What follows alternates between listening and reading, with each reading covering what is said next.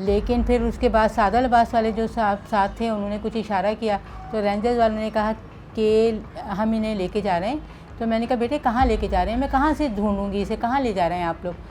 तो कह रहे हैं नहीं बस हम नीचे गाड़ी खड़ी है वहाँ बायोमेट्रिक करवाएंगे और अभी आपका बच्चा वापस आ जाएगा। वो दिन है, आज का दिन है, 4.5 महीने हो गए हैं, मैं रात दिन बच्चे के इंतज़ार में बैठी हुई हूँ।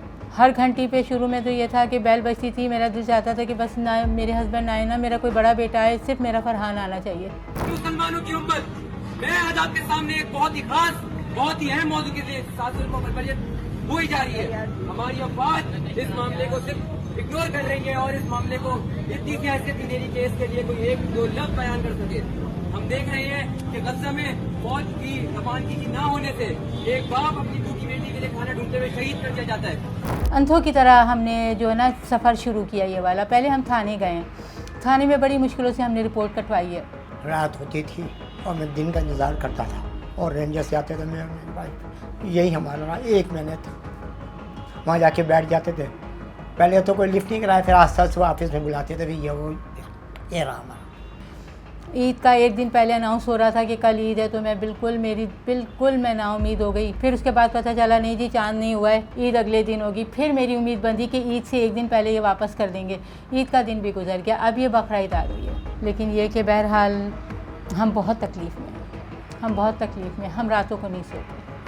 हम देख रहे हैं कि हमारी माएँ बहनें उधर शदीद जिल्लत का शिकार हो रही हैं। देखिए फरहान एक एजुकेटेड बच्चा था, वो जहाँ भी गया शुरू से वो अपने फ़ीस अपना खुद निकालता था। यहाँ ये रहे बच्चे ट्यूशन, ये खुद जब डी फार्मा में इसका कराची यूनिवर्सिटी में गया तो उसकी फीस थी, तो खुद कहता था कि अब्बा मैं आप नहीं मैं खुद करूँगा।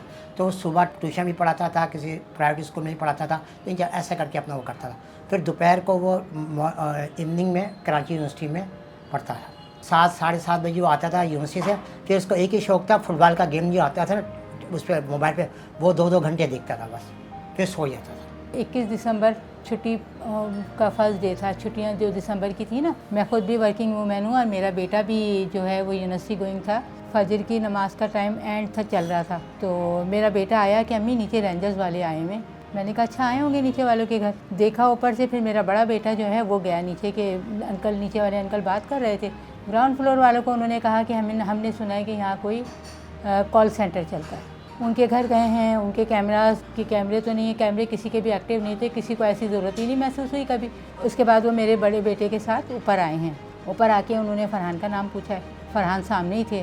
तो फरहान आए हैं, फरहान का आईडी कार्ड मंगवाया, फरहान का मोबाइल मंगाया और मोबाइल काफ़ी देर तक चेक करते रहे। मुझे कुछ इस तरह की इंटेंशन लगी कि अभी छोड़ देंगे, लेकिन फिर उसके बाद सादा लिबास वाले जो साथ थे उन्होंने कुछ इशारा किया तो रेंजर्स वालों ने कहा कि हम इन्हें लेके जा रहे हैं। तो मैंने कहा बेटे कहाँ लेके जा रहे हैं, मैं कहाँ से ढूंढूंगी इसे, कहाँ ले जा रहे हैं आप लोग। मैंने अपना शनाख्ती कार्ड दे दिया, मोबाइल मांगा, मोबाइल दे दिया, मेरा भी ले लीजिए। कुछ नहीं, बड़े नॉर्मल थे, बड़े तमीज़ से बात करते रहे, कोई ऐसी बात ही नहीं। बोला हाँ यार उसे क्या यार आजकल सोशल मीडिया ऐसे ही कहते हैं बच्चा। मैंने कुछ नहीं बोला, नहीं ऐसी कोई बात नहीं है, बस कुछ नहीं। बस फिर मैंने कहाँ ले जा रहे हैं, कह रहे यार नीचे जा रहे हैं बायोमेट्रिक कर, अभी वापस करते हैं बस। और वो दिन आज का दिन कोई अता पता नहीं। मेरे बेटे ने कहा अम्मी मैंने कुछ नहीं किया, लेकिन आप लोग मेरे साथ चलें कोई नीचे। इन्होंने कहा मैं चलता हूँ, मैंने कहा मैं चलती हूँ नीचे। कहेंगे नहीं आप खड़े रहें, बस हम नीचे गाड़ी खड़ी है वहाँ बायोमेट्रिक करवाएंगे और अभी आपका बच्चा वापस आ जाएगा। वो दिन है, आज का दिन है, 4.5 महीने हो गए हैं, मैं रात दिन बच्चे के इंतज़ार में बैठी हुई हूँ। हर घंटी पे शुरू में तो ये था कि बेल बजती थी, मेरा दिल चाहता था कि बस ना मेरे हस्बैंड आए ना मेरा कोई बड़ा बेटा आए, सिर्फ मेरा फरहान आना चाहिए। हद ये है कि अच्छा हम हर तकरीबन अल्टरनेट डेज़ में जो है ना रेंजर्स के हेडक्वार्टर जाते रहे हैं। शुरू में तो वो हमें अंदर भी नहीं बुलाते थे, हमने बहुत सारी एप्लीकेशंस हमारे पास रिसीविंग पड़ी हुई हैं, हमने बहुत एप्लीकेशन दी, हर दूसरे दिन हम वहाँ जाके एप्लीकेशन देते थे। लेकिन आखिर में 4 महीने बाद मुझे अंदाज़ा हुआ कि ये कुछ नहीं होगा यहाँ पर। उन्होंने कहा देखिए आंटी हमारे वर्दी यूज़ की जाती है और ये वर्दी यूज़ करके हमें ले जाते हैं, उसके बाद हमें नहीं पता कहाँ। एज अ मुस्लिम हर एक ही जो है ना जिस वक्त क़ज़ा की हालत देख रहा था तो हम सभी फील कर रहे थे ये वाली बात। और बाकी तो कुछ नहीं सेंसिटिव था वो इसके मामले में, जैसे मैं भी हूँ। पोस्ट हम करते थे आपस में भी, ये ग़ज़ा में ये हो रहा है, ग़ज़ा की जो हालात थे वो देखते थे। फुटबॉल के मैचेस जाता था, यूनिवर्सिटी में मैचेस में हिस्सा लेता था, एक्टिव था, खेल में एक्टिव था, पढ़ाई में एक्टिव। वो बच्चा है मेरा, उसका सेमेस्टर पूरा ज़ाया हो गया और हमारे यहाँ तो मतलब एक बहुत बड़ा लॉस है ये बात कि सेमेस्टर उसका ज़ाया हो गया। असल बात यह है कि गैर कानूनी जो बच्चे की ये अगवाई ही कहना चाहिए इसको, ये गलत है। हमारी हाल पे रहम करें, हमारा बच्चा हमें दे दें, हमें बताएं कि क्या वजह है, हमारा बच्चा कहाँ पर है। अंधों की तरह हमने जो है ना सफ़र शुरू किया ये वाला। पहले हम थाने गए, थाने में बड़ी मुश्किलों से हमने रिपोर्ट कटवाई है। रात होती थी और मैं दिन का इंतज़ार करता था और रेंजर से आते थे मेरे वाइफ, यही हमारा 1 महीने था। वहाँ जाके बैठ जाते थे। पहले तो कोई लिफ्ट नहीं कराया, फिर आस्ते आस्ते ऑफिस में बुलाते थे, भैया वो ये रहा हमारा। स्टील टाउन में किसी ने बता दिया, हम रात को देखा नहीं, मेरे भाई हम स्टील टाउन थाने गए, ये बस इसी और किस तरह मायूस होकर हम आए। मायूस। और मैं तो रेंजर्स की हेल्पलाइन पे रात को 3 बजे 4 बजे रो के मैसेजेस डालती थी कि खुदा के वास्ते हमें कुछ बताइए, हमारे बच्चे का खुदा के वास्ते कुछ बताइए। ईद का 1 दिन पहले अनाउंस हो रहा था कि कल ईद है, तो मैं बिल्कुल मैं नाउमीद हो गई। फिर उसके बाद पता चला नहीं जी चांद नहीं हुआ है, ईद अगले दिन होगी। फिर मेरी उम्मीद बंधी कि ईद से 1 दिन पहले ये वापस कर देंगे। ईद का दिन भी गुजर गया, अब ये बकरीद आ गई है। टू मच पेनफुल, बहुत पेनफुल है ये चीज़। मैं कहती हूँ कोई माँ कभी ये एक्सपीरियंस ना करे। हमने एप्लीकेशन भी दी है डीजी रेंजर्स को कि भी हम माफ़ी मांगते हैं आपसे, बच्चे ने जो कुछ किया है उसके बिहाफ पर हम माँ बाप बूढ़े हैं और देख लें कुछ। कोई जवाब नहीं, कुछ नहीं, मिल लेते हैं हाँ भी आ रहा ये करें। इतना ये तो बड़ा जुल्म है ना। कोई बात है आप उस पर कोई चार्ज लगा रहे हैं, कोई काम कर रहे हैं, तो कम से कम सामने लेकर आए ना।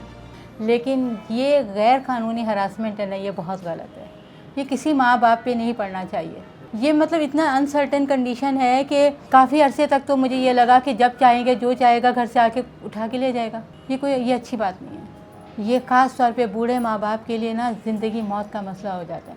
मुझे बाज़ औक़ात लगता था मैं सुबह नहीं उठ पाऊँगी, क्या मेरा बेटा मेरी कब्र पे आएगा, क्या मेरा बेटा मतलब हम उसे देख सकेंगे। बाज़ औक़ात तो मैं कहती थी ठीक है, मुझे लगता था एक मार्जिन खिंची हुई है दुनिया और आखिरत के बीच में, मैं अगले मैदान में ही जाके देखूँगी अपने बच्चे को। बहुत मायूसी हो गई, बहुत परेशानी हुई। अब अल्लाह का आहिस्ता आहिस्ता जो है वक्त तो बहुत कुछ सब्र दे देता है, लेकिन ये कि बहरहाल हम बहुत तकलीफ़ में, हम रातों को नहीं सोते। अब मैं बैंक का रिटायर, अभी बैंक में मैंने 40 साल सर्विस किया सिस्टम में, कभी नहीं गए बच्चों को पढ़ाया, बच्चों को क्या ये प्रोफेसर, बस एक लाइफ चलती रही है। ये फर्स्ट टाइम ऐसा आया कि समझ में नहीं आ रहा है। अब इनसे अपील की जा रही है, अपील ही नहीं कर रहा, मैं उनसे यही कह रहा हूँ कि हम पे तरस खाओ कि हम लोग, आप नहीं समझता कि हमारा दिल इतना दुखा हुआ है ना कि आप सोच नहीं सकते कि इस उम्र में जाके, मैं 65 ओल्ड, इस उम्र में जाके समझ में ना कहाँ जाए और कहाँ पे मारा जाए। रात को नींद नहीं आती, सुबह आती वापस। दरख्वास्त करते हैं अगर कोई गलती हुई है बच्चे से, तो ऐसी कौन सी गलती है, सज़ा हमें आप बुढ़ापे में दे रहे हैं, हमें सज़ा है ना ये। हमारे बच्चा बिल्कुल हमारे पास से स्क्रीन से आउट कर दिया गया। हमें नहीं पता हमारे बच्चे की, ना हमने आवाज़ सुनी है 4.5 महीने से, ना हमें उसकी कोई इत्ला मिली है। ये किसी माँ बाप पे नहीं पड़ना चाहिए। ये गैर कानूनी हरासमेंट है ना, ये बहुत गलत है।